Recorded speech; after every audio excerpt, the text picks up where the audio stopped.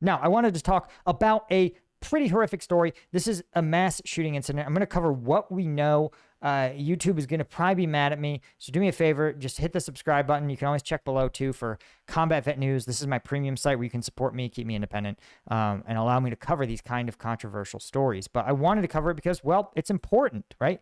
This is a mass shooting that took place in Fort Stewart, Georgia, home of Hunter Army Airfield, right? Some special operations guys and the 3rd Infantry Division. And this is a mass shooting at Fort Stewart in Georgia. Reportedly, this happened in the late morning of August 6th when they report a sergeant, a non-commissioned officer, opened fire on his own team using a personal handgun to injure 5 fellow soldiers, all of whom are expected to recover, which is great, before he was tackled and subdued by other soldiers.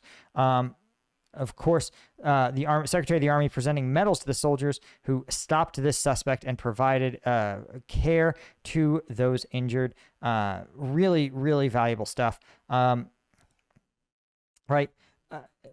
But what I wanted to also talk about is the fact that, one, the suspect himself was, again, detained and taken into custody. He was an NCO in a logistics unit. Again, property, supply management, that sort of thing. And so, you know, there's a bunch of stereotypes about shootings like this that are just that. They're untrue stereotypes, right? And the first I want to point out is that this is related to PTSD, right? Now, again, I don't know this guy's entire history, right? Because people can have PTSD from things that aren't combat. But this guy had never deployed to combat. He never saw combat.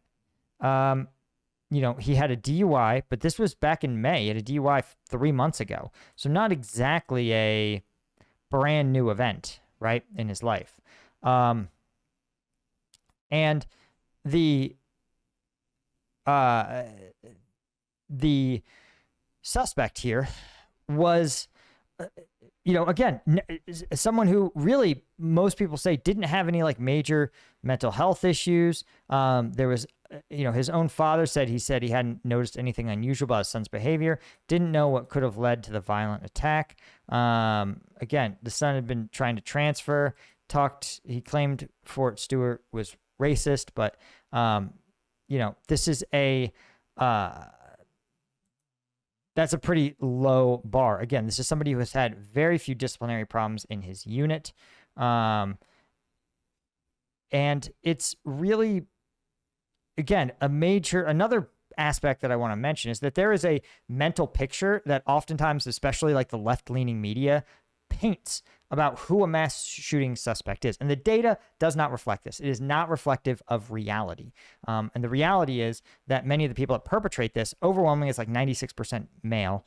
But it is as diverse as the country, right? And this is the shooter, Cornelius Radford, right? Again, not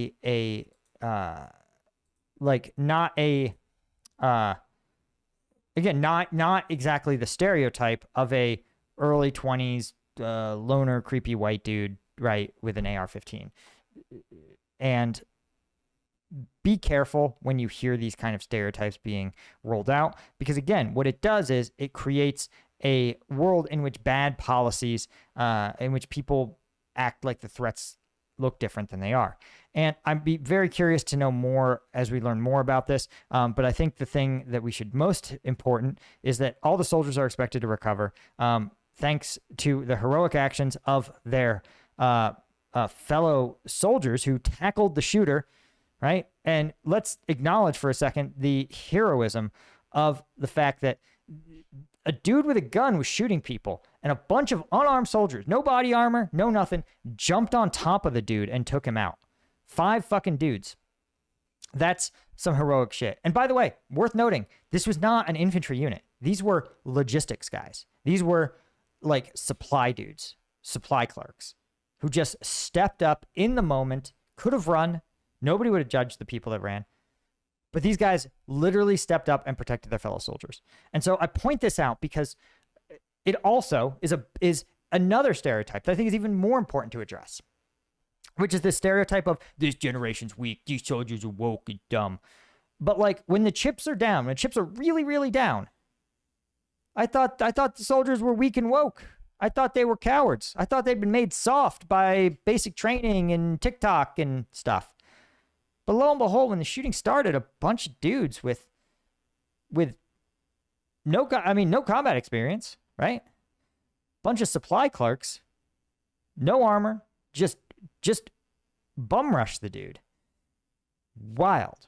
And a reminder that you can never count out the average regular American soldier and the average regular American, if you want my honest opinion.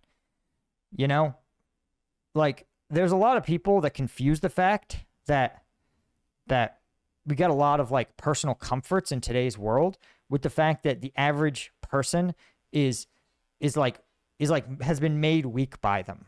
And I don't think that's as true as people think it is. Right? I never underestimate that. Again, sometimes you should look up the bios of World War II Medal of Honor winners. These were guys who were in the Great Depression, often spent long periods unemployed, not because they were lazy or bums or stay-at-home sons or whatever, but because they had a bad economy. But when their country needed them, they raised their right hand and went off and handled business. Right? And that's what these guys did today, or did on the 6th.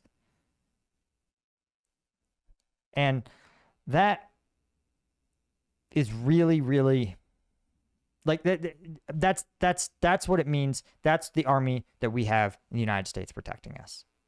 That's the bottom line.